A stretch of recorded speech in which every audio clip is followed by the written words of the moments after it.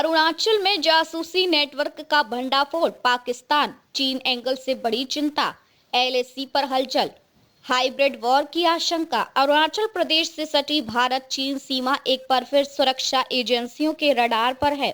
राज्य में जासूसी नेटवर्क के खुलासे, पाकिस्तान से जुड़े संदिग्धों की गिरफ्तारी और लाइन ऑफ एक्चुअल कंट्रोल के पास चीनी गतिविधियों की खबरों ने राष्ट्रीय सुरक्षा को लेकर गंभीर सवाल खड़े कर दिए हैं और केंद्रीय एजेंसियों ने पाकिस्तान कनेक्शन वाले कम से कम 4 संदिग्धों को गिरफ्तार किया है, जिन पर सेना की गतिविधियों और संवेदनशील सूचनाएं सीमा पार भेजने का आरोप है। पाकिस्तान कनेक्शन और चीन एंगल। पुलिस और खुफिया एजेंसियों के अनुसार गिरफ्तार आरोपी पाकिस्तानी हैंडलर्स के संपर्क में थे और एनक्रिप्टेड डिजिटल प्लेटफॉर्म्स के जरिए सूचनाएं साझा कर रहे थे। शुरुआती जांच में इस नेटवर्क के तार चीन से भी जुड़े होने के संकेत मिले हैं।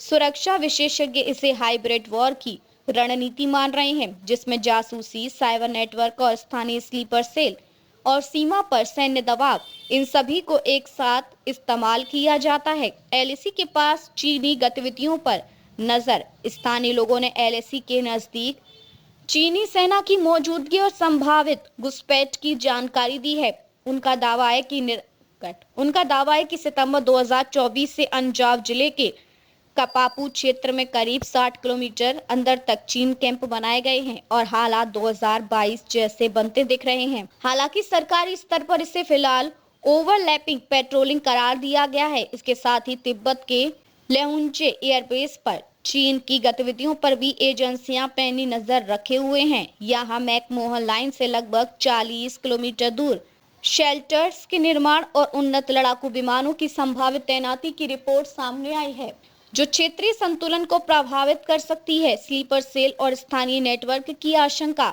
जांच एजेंसियों का कहना है कि पकड़े गए संदिग्ध स्थानीय समुदायों में घुल मिलकर स्लीपर सेल विकसित करने की कोशिश कर रहे थे। कुछ बांग्लादेशी युवकों की भूमिका भी संदेह के घेरे में बताई जा रही है।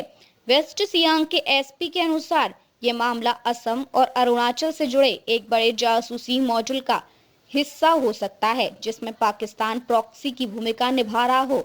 ईटानगर से गिरफ्तारी, असम तक फैला नेटवर्क। 11 दिसंबर को ईटानगर से जम्मू कश्मीर के कुपवाड़ा जिले के नजीर अहमद मलिक और सबीर अहमद मीर को गिरफ्तार किया गया। दोनों कंबल विक्रेता बनकर घूम रहे थे और इनक्रिप्टेड टेलीग्राम चैनलों के जरिए पाकिस्तानी हैंडलर्स से संपर्क में थे। जांच के मुताबिक इन्हें अवैध घुसपैठ में मदद और हथियार तस्करी के लिए कुरियर बनने के निर्देश मिले थे। 13 दिसंबर को कश्मीर के 2 अन्य युवकों की गिरफ्तारी हुई, जिससे नेटवर्क के असम तक फैलाव के संकेत मिले। तेजपुर से वायुसेना के एक रिटायर्ड अधिकारी कुलेंद्र शर्मा की गिरफ्तारी को भी इसी कड़ी से जोड़कर देखा जा रहा है। इनक्रिप्टेड चैनल और 2 फ्रंट दबाव की आशंका। एजेंसियों का कहना है कि आरोपी इनक्रिप्टेड टेलीग्राम चैनलों के जरिए सीमा पार सूचनाएं भेज रहे थे। रक्षा विशेषज्ञ 1999 की कारगिल युद्ध का हवाला देते हुए पूर्वोत्तर में संभावित 2 फ्रंट प्रेशर की चेतावनी दे रहे हैं, जहां एक ओर चीन एलएसी पर दबाव बनाए, वहीं दूसरी ओर पाकिस्तान समर्थित नेटवर्क अंदरूनी अस्थिरता पैदा करने की कोशिश करे। सैनिक तैनाती के बावजूद चुनौती। भारत ने लद्दाख, सिक्किम और अरुणाचल प्रदेश में करीब 1.20 लाख सैनिकों की तैनाती कर रही है। इसके बावजूद जासूसी नेटवर्क का फैलाव सुरक्षा के लिहाज से गंभीर चुनौती माना जा रहा है। विशेषज्ञों के अनुसार केवल सैन्य ताकत नहीं, बल्कि इंटेलिजेंस, साइबर निगरानी और स्थानीय स्तर पर सतर्कता भी उतनी ही अहम है।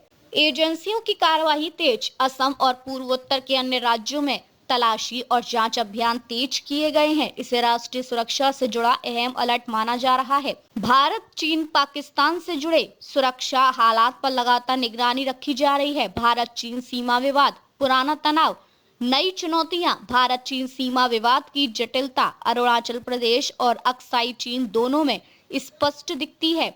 भारत की 3488 किलोमीटर लंबी एलएसी कई हिस्सों में विवाद का कारण बनी हुई है। अरुणाचल प्रदेश की लगभग 1126 किलोमीटर लंबी सीमा चीन से लगती है। अक्साई चीन करीब 520 किलोमीटर लंबा क्षेत्र है, जिसे भारत अपना अभिन्न अंग मानता है।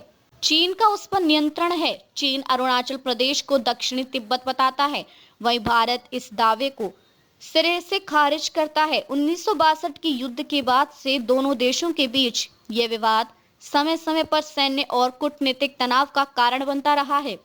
राज्य का सख्त संदेश। राज्य के गृह मंत्री मामा नातुंग ने साफ कहा है कि जासूसी गतिविधियों में शामिल किसी भी व्यक्ति को बख्शा नहीं जाएगा और राष्ट्रीय सुरक्षा से कोई समझौता नहीं होगा। निष्कर्ष। अरुणाचल में जासूसी नेटवर्क का खुलासा केवल कुछ गिरफ्तारियों तक सीमित मामला नहीं है, बल्कि यह भारत की पूर्वोत्तर सीमा पर बदलते सुरक्षा परिदृश्य की गंभीर चेतावनी है। पाकिस्तान प्रायोजित नेटवर्क, चीन की सीमा पर सक्रियता और डिजिटल जासूसी, इन सभी के मेल ने चुनौती को और जटिल बना दिया है। आने वाले दिनों में एजेंसियों की गिरफ्तारी और सरकार की रणनीति इस पूरे क्षेत्र की सुरक्षा दिशा तय करेगी।